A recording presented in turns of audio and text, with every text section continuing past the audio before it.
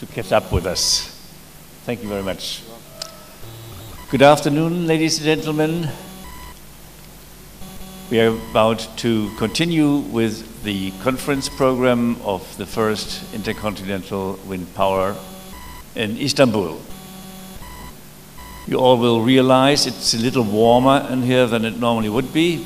This is due to the fact that we still are running on the backup systems rather than the full electricity system that is until now not running up to its normal capacity level, which is bad enough.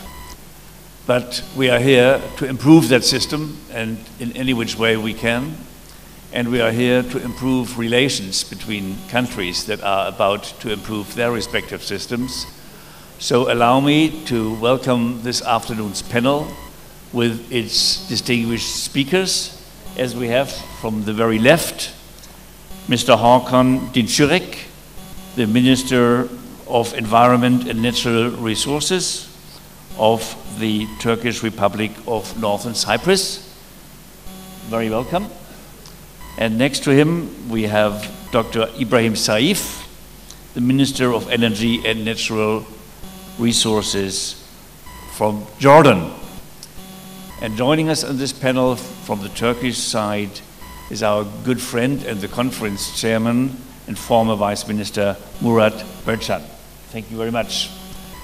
And because our distinguished guests and ministers have not had the opportunity to introduce either themselves nor their countries and their energy demands, I'd ask them to introduce them and their perspectives first. So please, in the following order, Hakan, would you start, please, and then hand over to Dr. Ibrahim Saif. So you have the floor, please.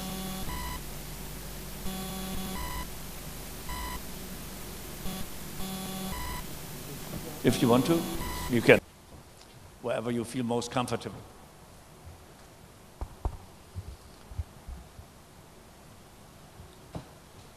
Sayın Bakanım, çok değerli. Distinguished Minister, very distinguished participants.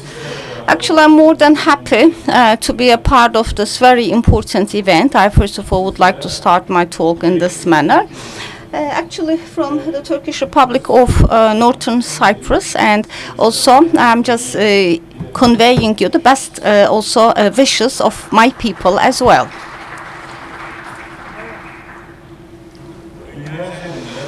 Now, as we all know, all around the world there are several countries, and of course we have actually the issue of the new fields, for example, renewable energy. That is something the demands of which should be met. And among the renewable energy resources, I should say, the wind power, as long as we have to survive in this planet, it's actually an infinite resource, the wind power on this planet. And of course, the discussions that we will be having in here during this event will also be very useful for the experiences that we shall gain as a country. Very distinguished participants, the Turkish Republic of Northern Cyprus, TRNC, is actually a very strategic island right in the middle of the Mediterranean. As you all know, the service industry is playing a major role in our economy, and in general, as you all know, especially in the field of education and tourism, we actually have quite a good growth potential. And at the same time, we don't have any heavy industry, and we are actually taking advantage of this. Especially, you know, environment is extremely important for tourism. You know, we have the sun, the sand, the sea, and at the same time the cultural heritages as well. We're always focusing on this, and we all have actually very fertile at the same time places, and we're just trying to take higher shares from the tourism sector as well. Therefore, renewable energy is environment friendly, and it is not polluting the environment. Therefore, this is actually ranking among, and must rank among, the actually energy resources of our country, we at the same time have an increasing demand for energy. Of course, our country should identify the strategies and shape the policies accordingly. Besides that, we also have the global warming issue. We also have to do something about climate change, and we also have to integrate with the rest of the world so as to also overcome the problems associated with this. At Safranbolu, last week we had a meeting, and we actually have taken some decisions, and the decisions are very important. At Safranbolu, with regards climate change, we all know the climate change. We put it on the table, and we've just discussed these issues, and certain decisions were taken from this perspective. And also by the end of 2015 in Paris, there will be the climate change event as well. We also, as the ministry and as the country, we pay a lot of attention to this meeting. Of course, we have quite a mild climate as well on the island. And for 10 months of a year, we actually have quite good sunshine as a part of the region. Another average number I can tell you is that for almost 9 hours a day, there is actually sunshine. And of course, when we consider all these issues, I should say, also in the field of energy, in the field of environment, when we are actually developing our policies, we actually should take and consider all these things as a priority. For example, for warm water for the residents, we have solar panels, and solar energy is being used on the island, and almost in every building on the island, this is just a long-lasting tradition. For almost 40 years, I can say, at TRNC, almost in every home, house, and almost in every business, there is a solar panel on the roof, and they're actually used for the heating requirements, especially for warm water. This is mostly generated from the solar energy. And of course, this is a part of a renewable energy.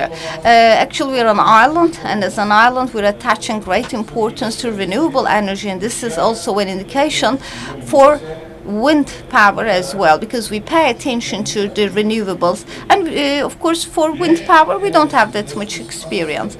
Again, in solar power, it is actually also a separate industry on our island, and considering the population of the island as well, I can say maybe we are ranking among the first in terms of using solar power. I'm thinking about the supply security in energy. Of course, we don't have too much supply, of course, diversity as well. We actually have 2 power plants on the island, and fuel oil is being used for the generation of energy. And in one, there is also a steam boiler. And these power plants in particular, and there are certain operational costs and construction costs, and at the same time there are too many emissions, and therefore we're not happy about these power plants. And of course there are also the EU laws as well. We're just trying to harmonize our legislation with the EU, in particular try to minimize the environmental impact, and we're just having too many controls over it. And of course for the diversification and supply, it is also very important to consider renewable energy from this perspective. We also, as the government, need to take some sound steps to do so. For example, the electricity system of TRNC should be brought to a certain level that it could be integrated with the countries in the region. Of course, we have the solar power and the wind power, and but the already existing infrastructure cannot make it possible. And this is the reason why the electricity infrastructure should be developed accordingly. Between Turkey and our country, there is an interconnected, there is the need for an interconnection and between Turkey and our country. especially for renewable energy, looking at its share among the entire generation is not so high. Of course, we have to make the system feasible, and the only way to make it feasible is actually to have an interconnected system, either with Turkey or any other country in the region, because we're an island. You know, there is the project of the Sentry, that is the water supply from Turkey to Turkish Republic of Northern Cyprus. This is a revolutionary project, and within 2015 we'll have the chance for water supply from Turkey to the island, and it will be possible by this year. And this is a very important project because also we had, for example, also the plan for fiber optic cable laying, and at the same time water supply connection between Turkey and the island. We have a third project, and that is about at the same time to have a cable connection for electricity flow from Turkey to the island. And of course, first of all, as the minister in particular for environment at the same time, what I have to say is that we really wish for an increase in renewables in our power mix, because this is inevitable for a clean environment. But of course, under the conditions of TRNC, of course, the share of renewables, I know, should be increased, but this could only be possible by way of having, again, the electricity flow through cable from Turkey to the islands, and having an interconnection with Turkey. And see, there is demand for electricity on the island, and this is considerably increasing, especially in the recent years.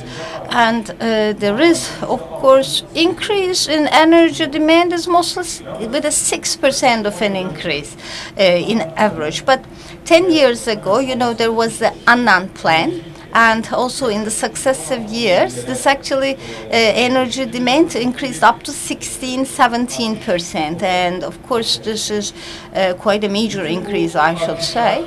And of course, considering all these increases, therefore, we always have to pursue our goal to have more renewables, and we are aware of this fact as the country. There are several universities on our island, and there are certain researches and studies being conducted by these universities, and especially for the vertical and horizontal wind turbines, especially we have the mountains areas, and especially it's possible to have access to the north, to the east, and especially to get the western wind as well, because we actually have certain mountains that we could erect the wind turbines, and it can at all times get wind. And the universities and the private sector companies are also performing several studies to this end, and they know that this is actually worth to do the investment according to these studies. But of course, identifying the energy potential depends on always measuring the data, and therefore I believe also there is the need to, on a regular and continuous basis, to do so. There are 12 universities in our country, and in terms of human resources, I should say we are very lucky, and it's just 300,000 people that we have, and 75,000 graduate and postgraduate students that we have. I can tell you, in proportional perspective, I should say, it may not be possible for the others. I mean, 1 in every 4 people in the population is a student, I can say, and therefore this is the most important strength of TRNC in terms of human resources. These are the universities, because we always have the chance to cooperate with the universities at all times, and this is what we're doing. We're also working hard with them. Of course, on the field of wind power, there is the need for a breakthrough, and we are working with the universities, and I believe that we will actually further these activities. Now, with regards to renewable energy resources in our country, we have also made some legislative amendments as well. The law on renewables passed our parliament in 2011, and as for the secondary legislation, in particular for the regulations, some of them are in force, and for the others there are ongoing ongoing works. Of course, with the authority from the law, actually the field of renewable energy is under our, it is not under our direct responsibility, but of course it is under our interest. In 2012, March 12, we have published it at the official journal as well, and therefore about the use of the renewables, several articles now incorporated into the environmental law as well. Accordingly, our ministry, especially with regards to environmental audits and about some energy certificates to be given to the buildings, and we are always cooperating also with the Ministry of Energy as well. Anything about energy is also included in our environmental law as well, because when we say renewable energy, of course it is very important for the respective and relevant ministries to actually work together in cooperation. For the investments on renewable energy, there are also options for incentives and exemptions according to our law. For example, those willing to invest on renewable energy on our island, starting from the licensing process, for example, they are exempt from several taxes. And at the same time, especially for having at the same time the equipment, the machinery to be brought to the island for construction, erection, and again they are also exempt from excise tax, and at the same time from other taxes as well, the customs duties and taxes. So these are some of the incentives. And on renewable energy, especially in the field of solar power, there are a couple of personal attempts, I can say, but we don't have major investments. And at the same time, several investors have already applied for making use of the solar power as well.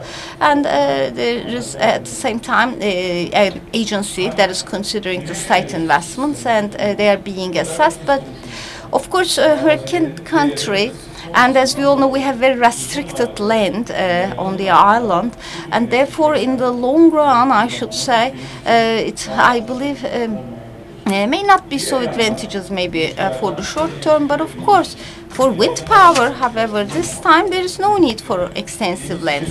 It is unlike the solar power. Even it is possible to do offshore wind power generation. And of course the investment costs will also reduce in the near future, I guess, and I'm sure that the wind power will be very useful for our island.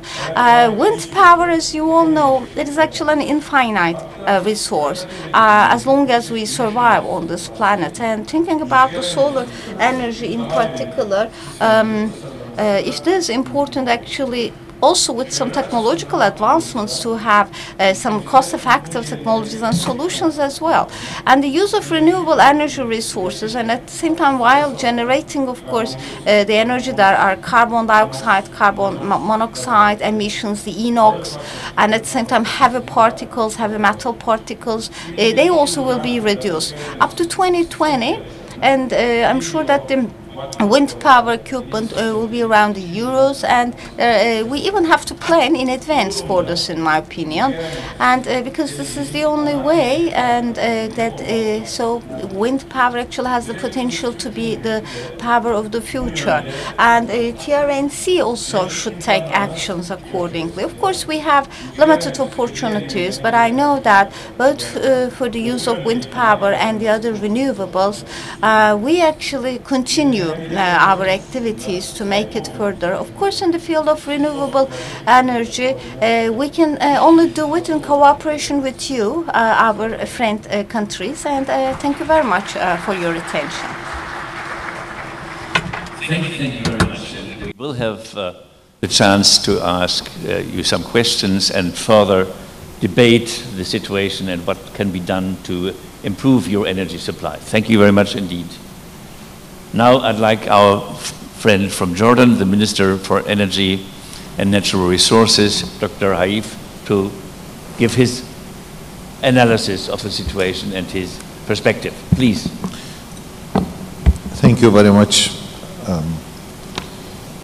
I think what I will do is a rather telegraphic messaging, just to talk about the general policy statement and where we are in Jordan in that regard.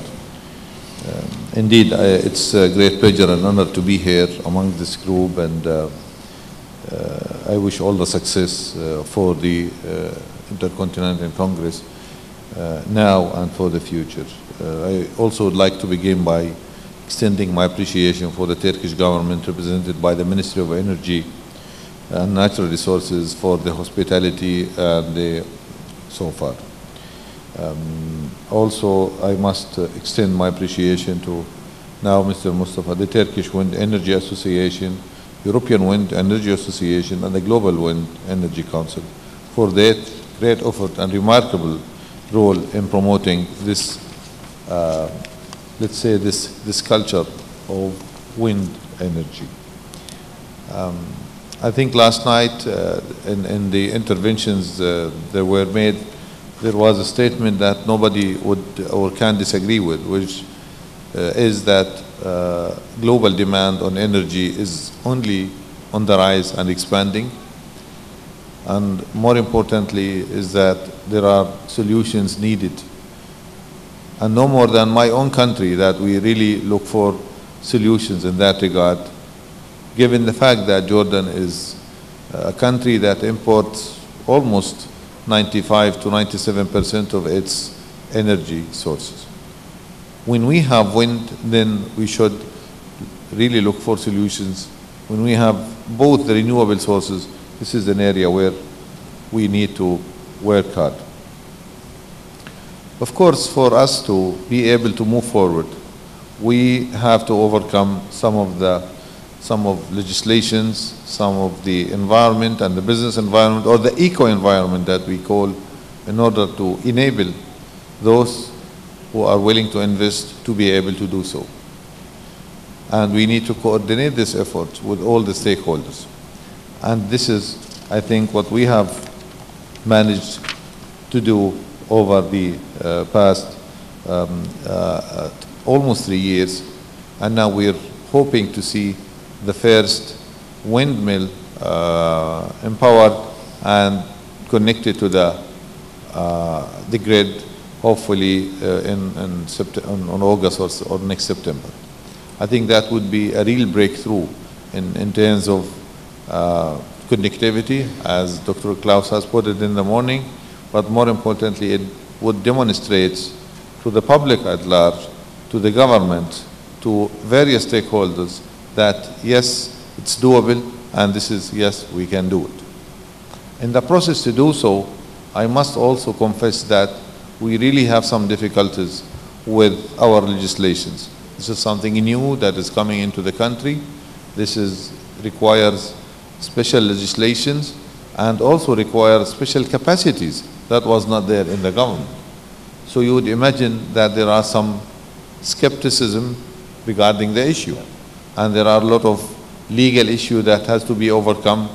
And this is something about clean energy. You have to make sure that it's clean in all aspects in that regard. So we really have to develop several schemes, and we have to work hard on communicating that message.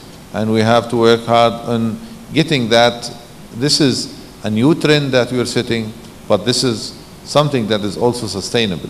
This is that contributes to the enhancement of the energy independency, to the security of energy. This would have also impact on the overall economy. A country like Jordan, 18% actually, last year, it cost us about 18% energy of our GDP, which simply means that the Jordanian economy is at the mercy of the volatility and fluctuation in the oil price markets internationally. To what extent your investors, industry and services can rely on this, it's quite unknown, because there is a high degree of uncertainties, and this is entirely exogenous for a country like Jordan. And therefore, developing these sources of renewable energy that not only would enhance our sort of energy security, but also would provide stability for the investor and for the overall economy in the country. If I to put it in numbers, we estimate in Jordan that there will be a growing demand for the primary energy. It's between 2015 and 2020 by almost 7.4%. So we need a lot of investment in order to meet this demand. And the challenge is really how can we, again, enhance now the infrastructure that exists in the country to be able to absorb this newly generated renewable sources from the wind and from other sources which we are focusing on. In terms of numbers, actually, a $1 increase in the barrel was costing Jordan almost millions per day. So if you put that together, you would have the impact on the balance of payments and on other factors in our economy. Now what we're doing is that we're really reversing that trend and providing real stability at the macro level for our economy to be able to move forward. So this is how significant is this renewable sources as far as Jordan is concerned. And I'm glad that now we're setting a target for ourselves as well. Jordan, we developed a vision for the country for 2025, and we really hope that we will have at least 20% or almost 1,000 megawatt by in the next few years in terms of renewable resources from the wind and solar energy, which is going to contribute immensely to the overall capacity that we're having in Jordan. Now, again, we're having a project that is 117 megawatt in the south part of the country. I think this project is going to be the role model. It is going to be the landmark project in terms of wind energy that we anticipate that it is going to be connected to the grid. And finally, what we've done is that we're aware that we need to enhance the capacity of what we call our green corridor, our grid, and we have several options to do that. We can do it using different funding modalities. We can use the PPP modality. We can easily access soft fund to do that, and we can also assign that to investors to undertake that and do the necessary arrangement. But we're determined to undertake that project in 2015 because that is our sort of statement regarding what needs to be done in order to be able to absorb and to encourage investors to dedicate more resources into that field. And we're quite glad that the overall now business and legal environment are set to move. We struggled for some times, but now with, I think, the launch of the first round of this project, I think you can imagine that the next round must and should be far more easier. What we're also certain about is that we're determined to increase the level of generated capacity. We're setting targets. It could be modest, given what I have been hearing here regarding in Turkey and in other countries. I think we could easily be more ambitious, more aggressive in that regard, and again use this clean technology, this sustainable technology that would definitely provide some very much needed stability for our country and for our economy. That is how we're seeing it. We're quite open to any sort of suggestions, any queries about how this could be done and how this should be done in Jordan. Thank you very much for giving me this platform also to provide this policy statement. Thank you. Thank you very much indeed. And before I ask our conference chairman to comment on that from the Turkish perspective, being a very important, if not to say strategic, neighbor to both countries, I'd like to come back with one question to both of you. That is, this looks hopeful for renewable investment, both in Cyprus and in Jordan. Do you have a rough guess of how large the investment portfolio for wind, I'm just referring to wind now, would be in the next 10 years? Please.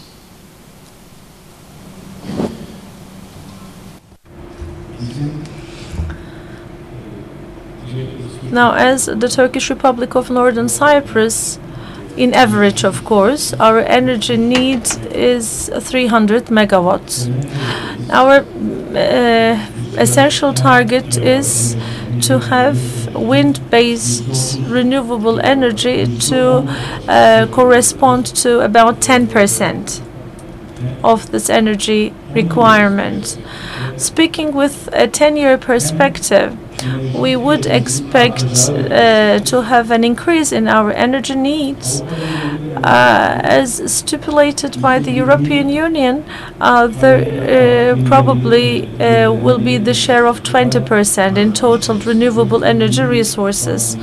I mean, catching up with this level is, of course, our objective. Solar, as you know, is a huge potential for us within the renewable family, but I have also stressed in my presentation that solar energy as a part of the renewable energy would require a large land, but Cyprus, as you know, is an island country where we have limited territory, which is quite valuable. Therefore, if there is a target of 20% in total renewables, of course, even if this is the current requirement, that would correspond to almost a 60 megawatt potential.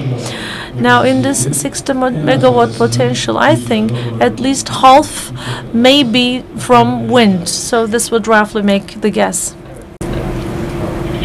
And what about Jordan?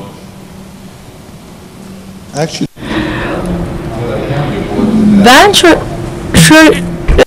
currently, there is about a project that are undergoing in Jordan, in wind and solar actually, of about 1,000 megawatt, which we expect to sort of conclude in 2015 and 2016.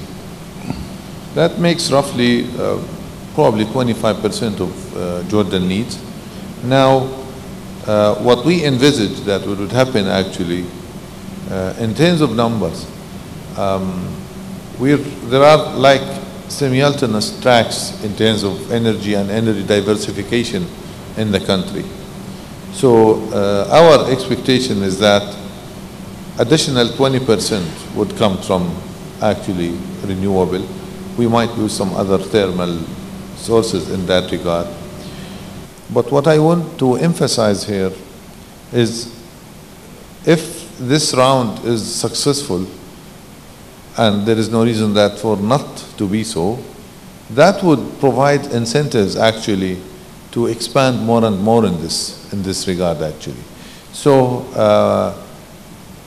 what I am sure of is that now we're setting these targets in terms of percentage, in terms of the total supply that we need in terms of energy, but I really think that success is contagious, as they said, and we expect to see more projects. And now we're on the receiving end as a government, just opening the doors, making life, trying to make the life as easy as possible for investors to come, because we also look at Jordan as a regional hub actually in that regard, to tell you the truth. We're also thinking of considering other markets around Jordan that hopefully they can build on the capacity that we're building in Jordan in that direction. And if we also think about regionally, we should not limit ourselves to just Jordan. We have several markets with a huge potential around us, which we can capitalize on in the future.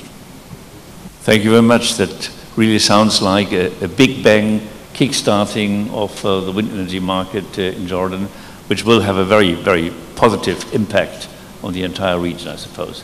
So, looking at it from the Turkish neighborly perspective, what will Turkey be engaged in helping, in starting this new renewable sector? Now, thank you very much, Chairman. Mr. Chairman, I'll start by asking myself and the audience two $1 million questions. The first $1 million question is the fact that there are countries in the world, especially the Nordic countries, who have a higher share of renewables, like 40–50%, and even higher with an aggressive target. What kind of strategies and paths need to be followed by countries like Turkey, and as a matter of fact, Cyprus and Jordan, which have very little, if any, fossil fuel. What kind of strategies should be followed to get to that level? Even higher than that, because Cyprus is an island where we've just seen yesterday night floating wind farms utilizing the sea. It could even be higher. So this is the first question, I think, which we have to think about. Do I know the answer? Probably not so. And the second issue, which I think, personally speaking, after being relieved from my bureaucratic post or semi-political bureaucratic post, is how to enhance renewable technology, mainly wind technology, in Turkey, not only being wind operator, major wind operator in Europe, but also being major technology developer. Because, as had been said in the opening speeches, Turkey has already reached around 6,000 megawatt wind capacity. And the target is at least 20,000 megawatt because we have all available resources. We are bordering 3 seas with vertical mountains mainly, which creates a lot of wind. And at the same time, we have a lot of seashore. And yet, we still lack in technology development. As said by the Minister of Science, Technology and Industry, for me, the most important thing is technology developed in this country. I don't care who owns the technology, because technology creates value-added jobs, and technology creates a lot of know-how which might be useful in other fields as well. I'll come back to your question. But those are the 2 questions which I've been trying to find out myself. Now, of course, we have here technology developers. And each time new technology comes in, like iPhone 6, we buy new technology, and the old technology is gone by. So the optimal replenishment time of our existing wind farms is a critical industrial engineering problem.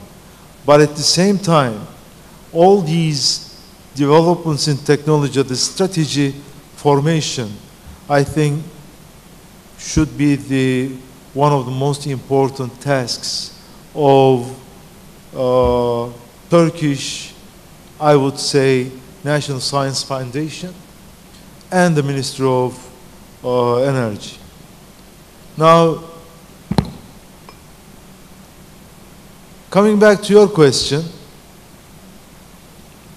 just 12 years ago, or 13, our installed capacity in wind energy is less than 1,000 megawatts, even half of it. Now we are over 6,000, isn't it? 4,000? But I mean, the waiting one is 6,000. Yes, we have problems. Yes, we have some bureaucratic problems. When you listen to the operators here, I'm sure they will come up with a lot of complaints as usual. Yes, we need to improve our mechanisms, facilitate the bureaucratic obstacles. We need to coordinate with with the environment, Ministry of Environment, all said this. I can tell you that this country has already passed through the acceleration period of industry built up. Now the issues, the problems that we talked early on in the early years of 2000 are no longer problems of the industry. Now we're talking about more complicated problems, of course bureaucratic, and at the same time, how can we bring up our wind farms to higher elevations, because higher elevations have more wind.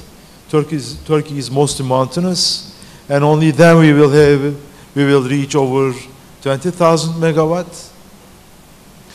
But it geared its, so to speak, it's right now on its own foot.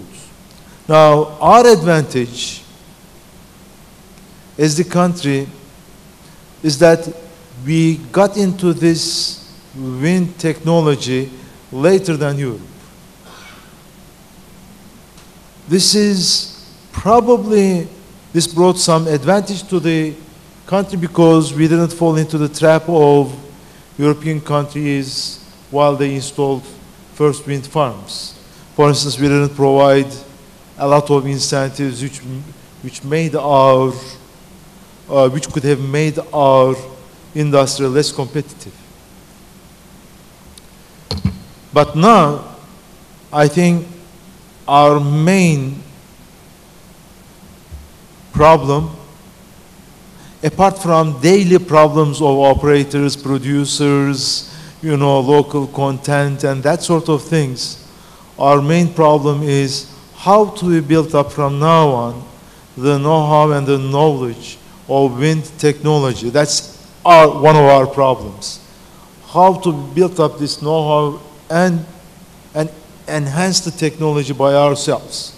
Because at the end of the day, I don't know whether we've calculated anything, how much is being spent in replenishing our wind farms and how much imports we need for this. This is one thing. And the second issue is, as His Excellency Mr. Minister said very clearly, we are poor in fossil fuels. Now we are a little bit luckier than you, Mr. Minister. Our average energy import is all the way combined 75%. We import energy from other countries. Now,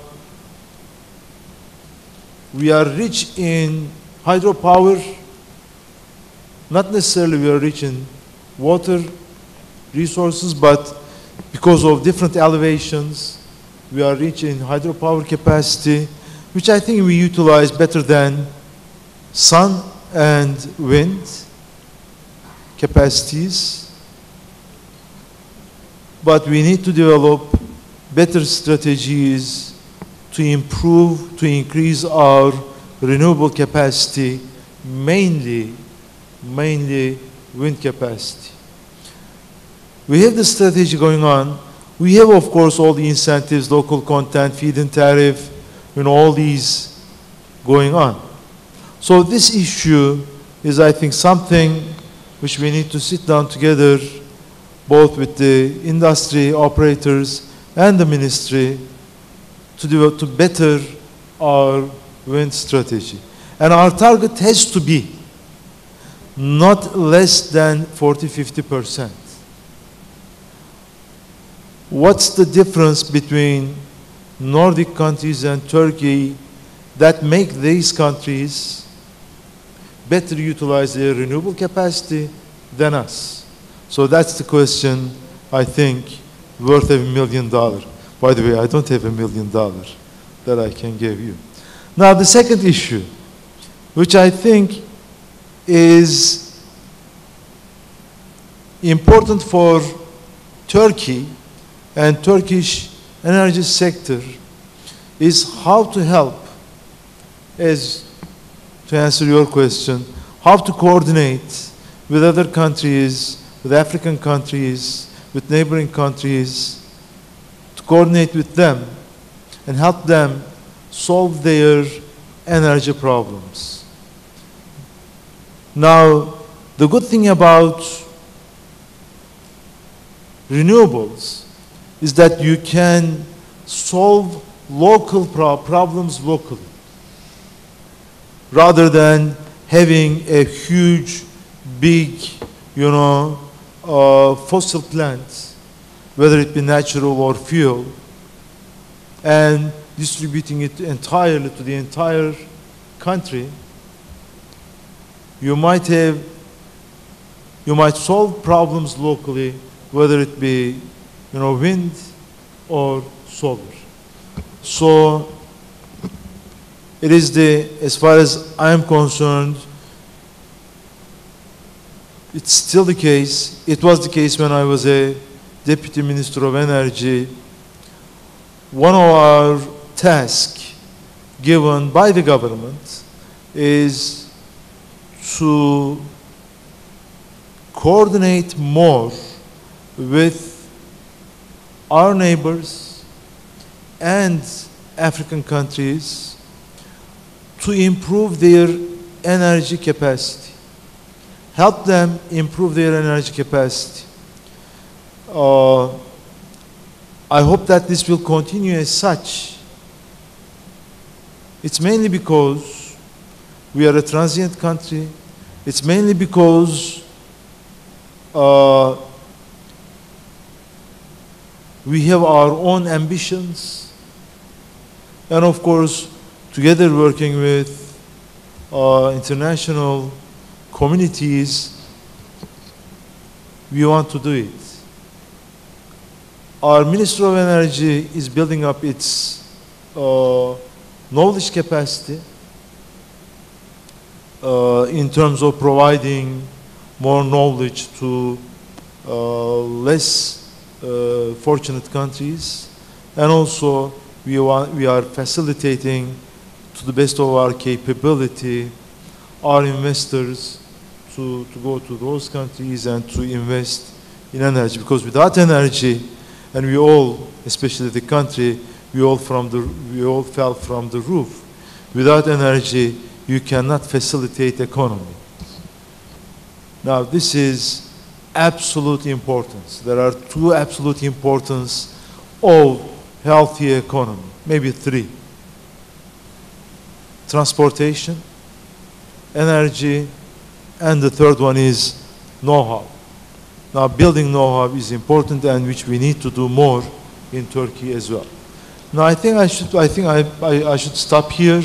Of course, as I told you, we need to improve our renewable infrastructure. Today we were not very fortunate, but tomorrow we will have our both renewable directors, transmission company, production company. By the way, they were here this morning, but they had to leave because of very unexpected energy shortage that we had. Unexpected, I'm saying it's actually unexpected because in the last 15 years we haven't seen so much shortage in the last 15 years or so, widespread across the country. So they had to go there.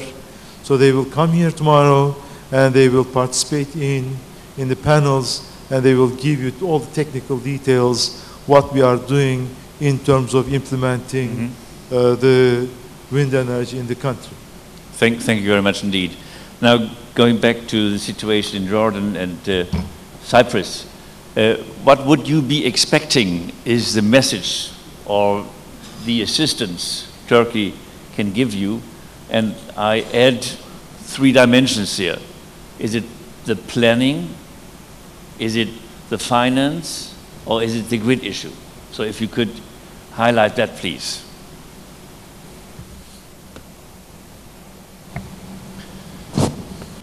Öncelikle Well, first of all,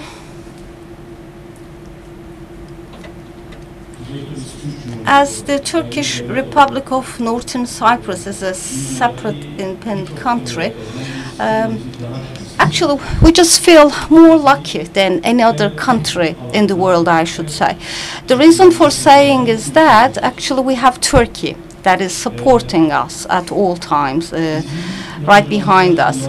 Actually, in terms of the investments and our expectations, I might answer. Actually, especially, I have just tried to provide you a number about 30 to 40 megawatts, and in particular for wind power generation as for planned. That these are the projections. These are in particular actually as long as we have such a demand. Also in my talk, actually, as I have mentioned, I mean, I also discussed something else, and that is especially the renewable potential. If we would like to actually increase the renewable potential also for our island, then the electricity connection between Turkey and us should be achieved.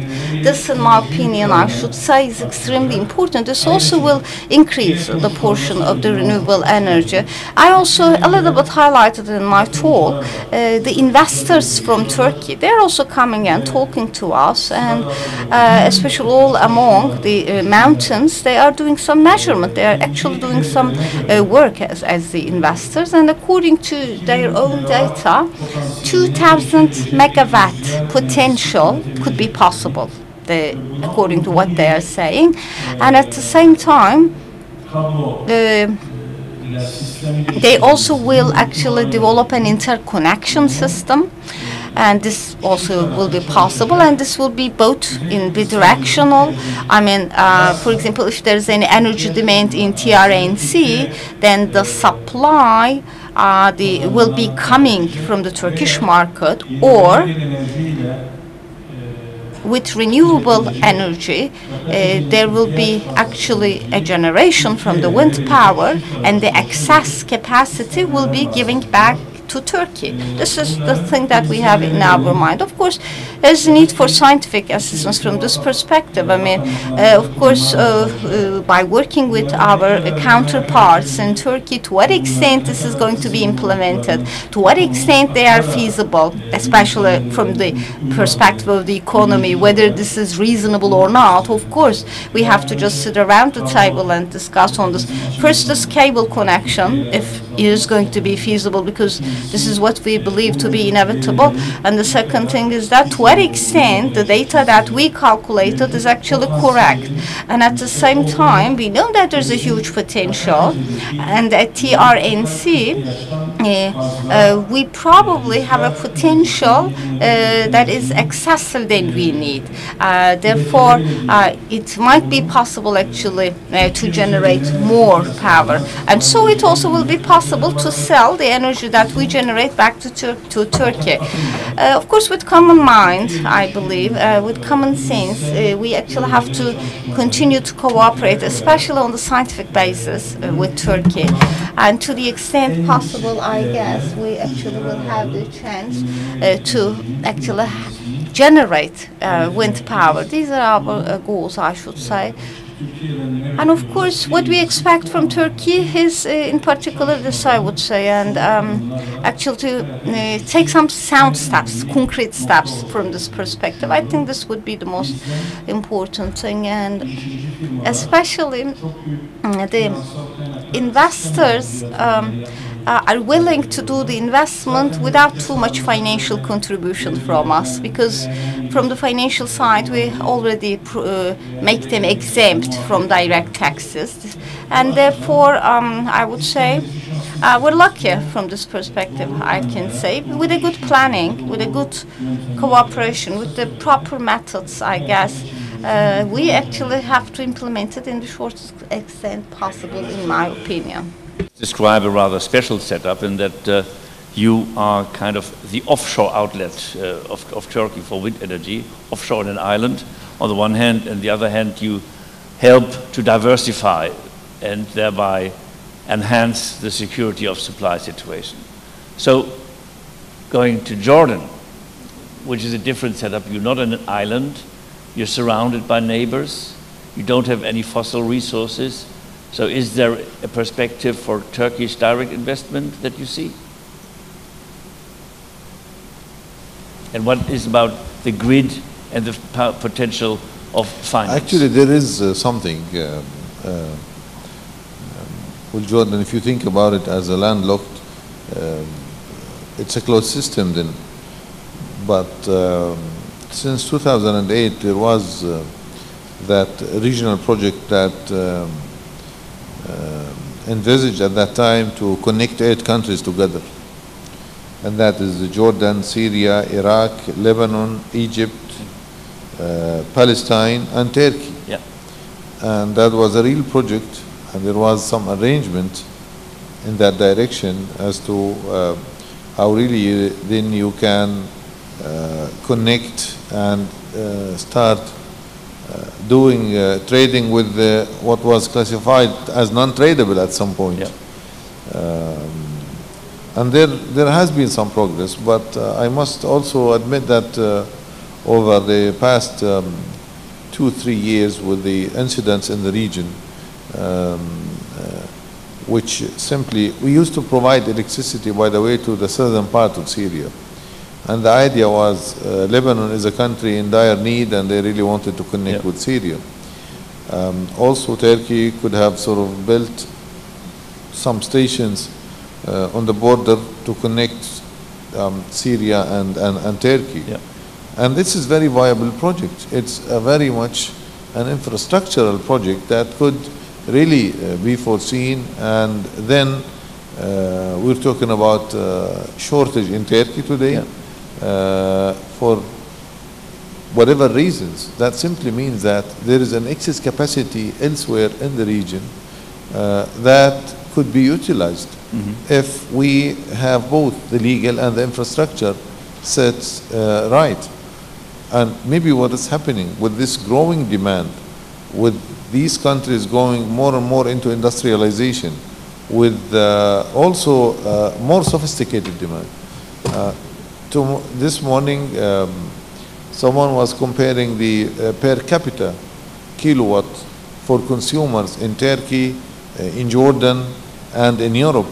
We still, in this part of the world, far short of reaching the average that exists in Europe, actually, by probably 3 or 4 times. Yeah. So, which means that when you produce more, when you make energy cheaper and affordable, definitely you will have much more consumption. And when you have excess and you have connectivity, then you can export that part to the rest of, or to other countries. And not every country is ready for that. So maybe this is where an area, and I'm sure, between Jordan, Syria, and Turkey, Jordan, Syria, Lebanon, Jordan, Palestine, and potentially Jordan, Iraq, and Jordan, you know, you're bordering these countries, which in the summer normally they suffer from huge increase in demand due to weather conditions. And if you can generate excess capacity and export that, I think that is an area where I hope some of the deliberations. And now we're talking about renewables. We're talking about, you know, new technologies in that field, which makes what was impossible few years away very much possible, if you, again, having the technology and the know-how and the willingness of the partners to exchange in that. Yeah, so you're really referring to Turkey and Jordan being the safe havens in the region and the hubs where, you know, the knowledge can spread and the connection can get organized professionally, which is, I mean, the job that needs to be done there. So there is a large potential there. And would you say that finance is any barrier to project development in your country, in Jordan? Quite truly, no. Finance is not the issue. If you look at the resources available, if you look at the excess liquidity that the banking system enjoys, and if you look at also how risky the business of energy is, I mean, the risk there involved there is really low compared to other areas. There is continuous growing in demand.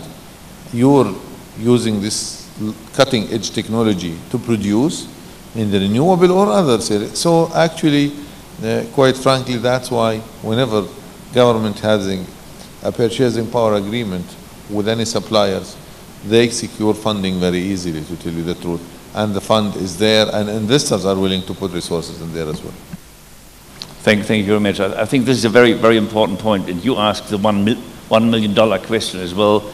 I come from a northern European country, from the north of Germany, close to the Danish border. And we started our first wind energy program up there in the year 1989. And I was working for the Development Bank for the last 16 years, and we've been in the wind energy finance ever since. And what actually triggered it was there was a clear political commitment, a target. There was a mechanism that is, you got a long-term PPA or a feed-in tariff for a 20 years period of time. And then finance was available because you had a good rate of return. And I always take some pride in saying that over that period of 25 years, really, there was not a single wind energy project that went bust, defaulted, could not repay its debt. Not a single one. And this is quite outstanding in that sector. And this is why we now can establish, and I think Turkey is about to establish that too, that wind energy projects, wind farms, are an asset class that banks can assess in terms of the risk involved in financing that particular asset. And when we reach that status of maturity, I think then I can answer your $1 million question, because there are billions of dollars that can be invested then. Would you agree? Evet. Let me switch to Now, of course, as far as I can see into the current status, the least of the problems is finances. Particularly speaking from the perspective of the quantitative easing, which was triggered first in the United States and then spread to Europe, I think feasible projects now will not anymore have any barriers of financing, in my opinion. Reacting to or answering to Hakan's question and continuing from where my Jordanian minister colleague has stopped, I might say I will be transferring what you have told us to our colleagues in the Ministry of Energy.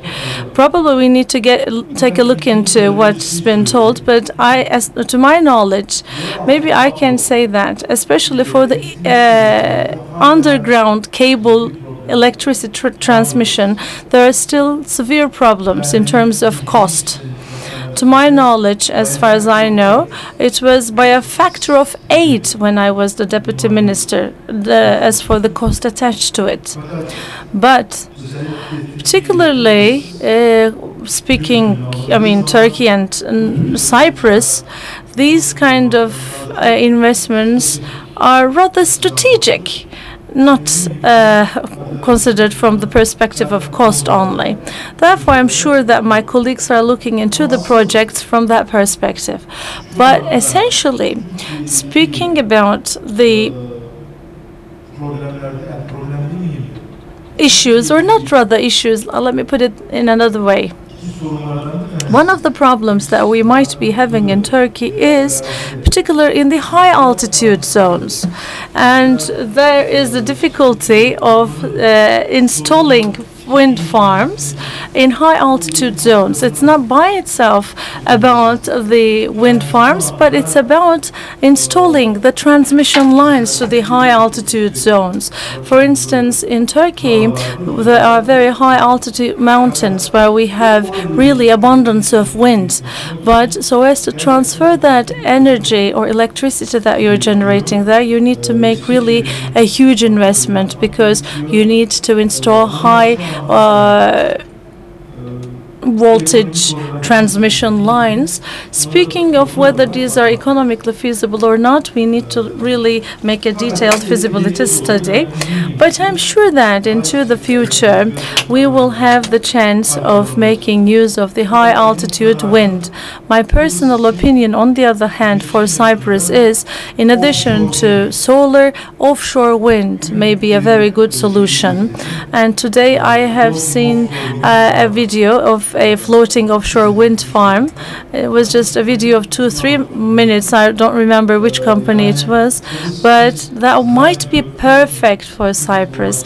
I mean, that can be one of the most feasible solutions for Cyprus, offshore wind, and I'm sure that we can find ways of working into it with the experts. Şimdi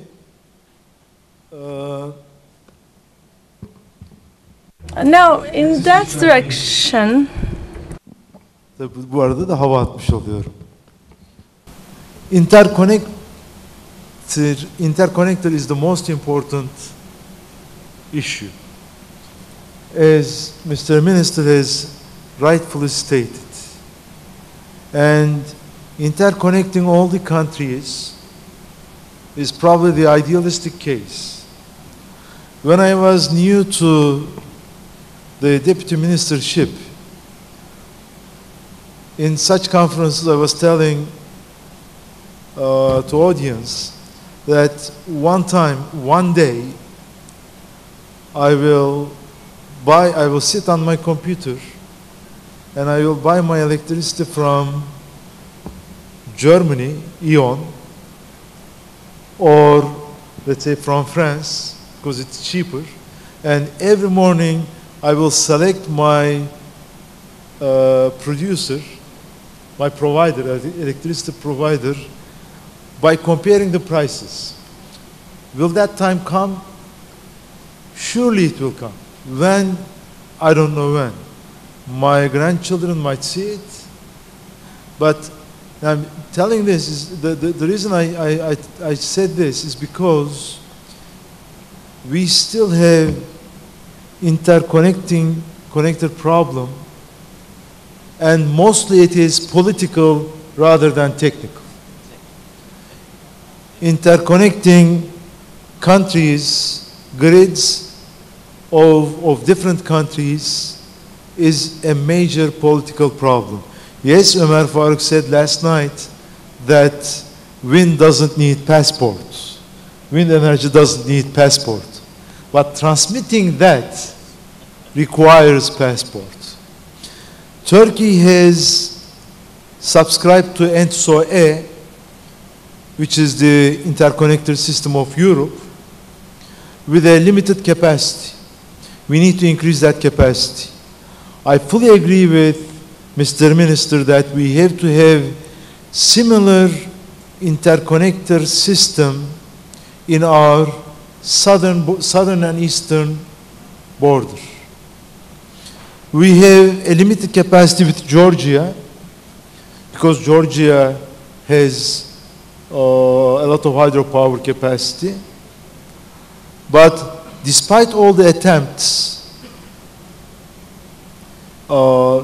we have not we failed to integrate our transmission systems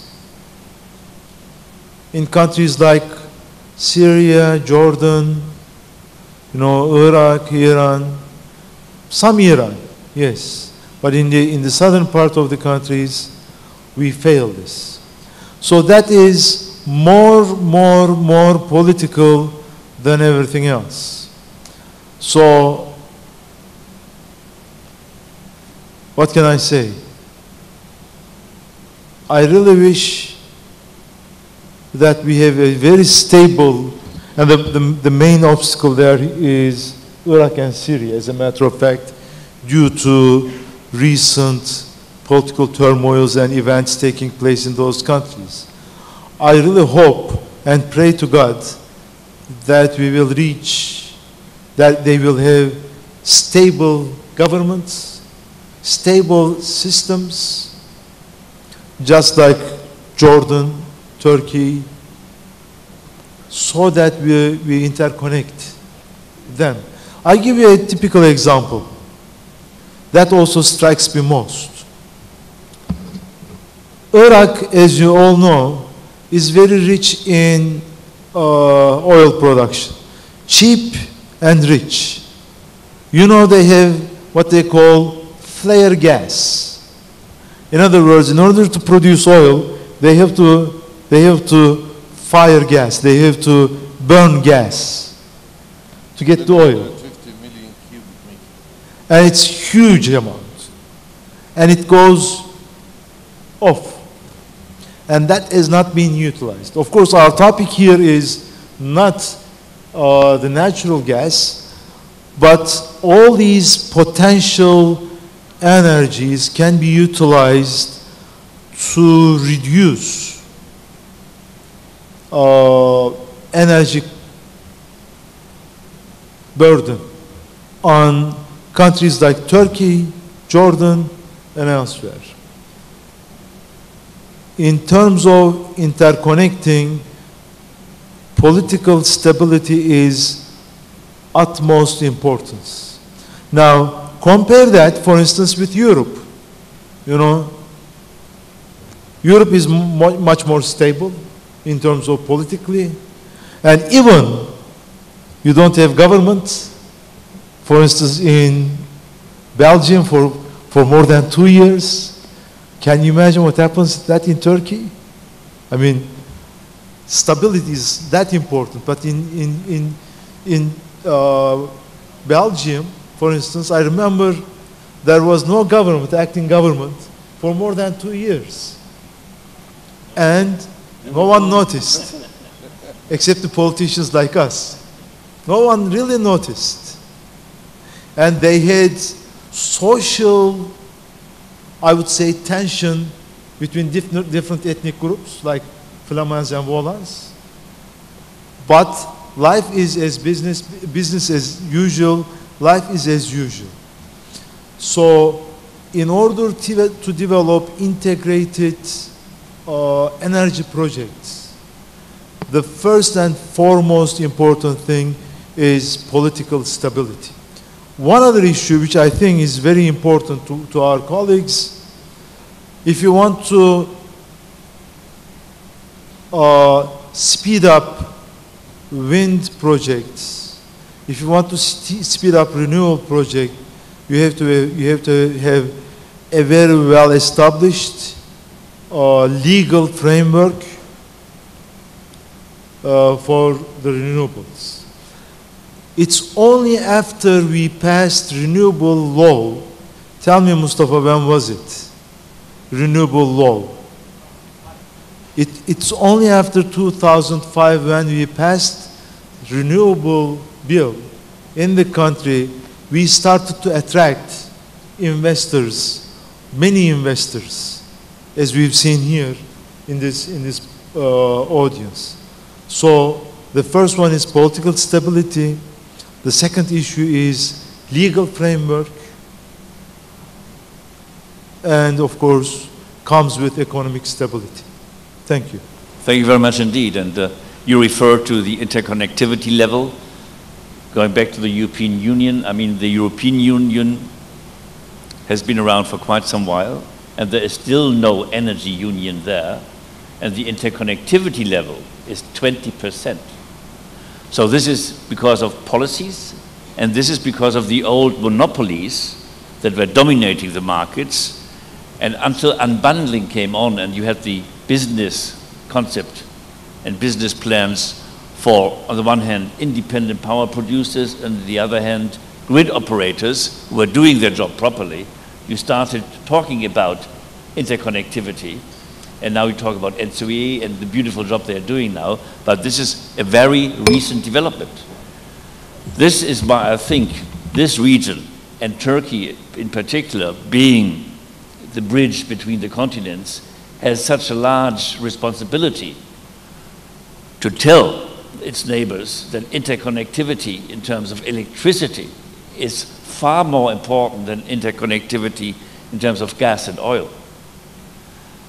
And this is why we from the GWEC, from the Global Wind Energy Council, are so strongly committed to see the East African clean energy corridor being developed from South Africa way up to Egypt, and then from Egypt to East and West, obviously. This is the chance to, as you mentioned earlier on, to get the electricity into Africa and help Africa to live up to its potential, which is there economically, we know that. But with blackouts and brownouts, there is no industrial base to be gained. So thank you very much for agreeing on these essential matters. And for the last few minutes of this afternoon session, I'd like to give the audience, if you agree with me, the chance to ask you questions or to comment on your statement. So whoever is interested in that, please come forward, state your background, and ask your question. Please, I see someone there. I don't know whether we have a microphone available for you. Otherwise, you can use this one or you just raise your voice. Microphone. Do we have a microphone for, yes, for this gentleman up there in the third row who wants to ask a question? The microphone is coming fast now. The gentleman in the third row, please state your name, background, and ask. Kuşgöz. Ismet Kushkas. And actually for the wind turbines, especially for the transport, erection of the wind turbines, and we also do the erection and transport. Since 1998, I've been following the wind power. And actually we had a meeting at Sarıgerme region of Turkey for the first time, and we just discussed what we can do. For 2 days we discussed in that meeting and nothing happened. Why? Because of the law, and especially, for example, the securities for the loans and so on. Without law, nothing could possible. Until 2003, nothing happened in Turkey. And then in 2003, the law passed, and we have received 5-year incentives, 10-year guarantees from the state. And it was just after that we succeeded in doing something. Both in Jordan and I know that in Cyprus, of course, so as to further develop the wind power in your country, you need legislation. And especially for loans, you have to facilitate it. And the state should do something about it. The state should give purchasing guarantee at the same time. And the bureaucracy as well. I'm doing transport of the wind turbines, for example. Sometimes you just come to a field, a land, an agricultural land, and it's not possible to do expropriation, for example. You have to just cross the land. And there are 2 trees, for example. The environmentalists are saying you cannot cut down the trees.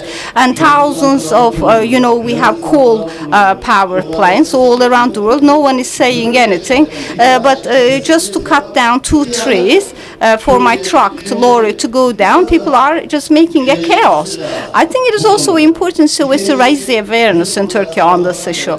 And secondly, since the morning we've been discussing wind power in this audience, both Turkey, Jordan, and Cyprus, as we all know, they actually, for fuel oil, for coal, they also have to reduce the generation there, and then they have excess wind power, and then you can sell your excess amount. I think we first have to discuss how we can increase the generation of the wind. Then we can think about how to sell the excess amount later. I think that's not the high time to make the discussion now.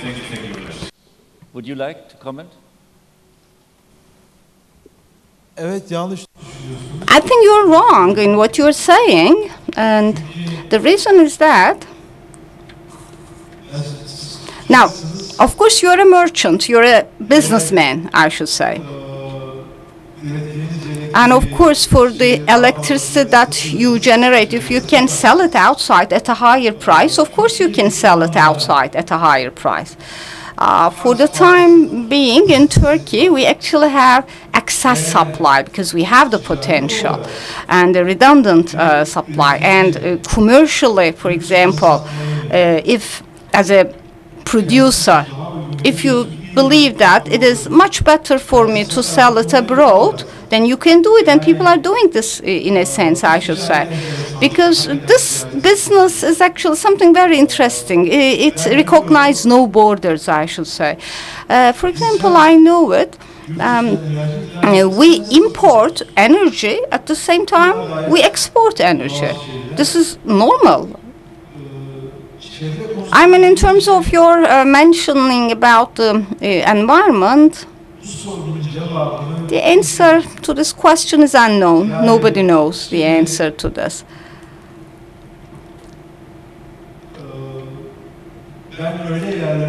For example, I have seen people objecting to things at such places that they are very right about the wind turbines, and they are really right. But in others, quite unfair to raise an objection. There are no rules about this, in my opinion.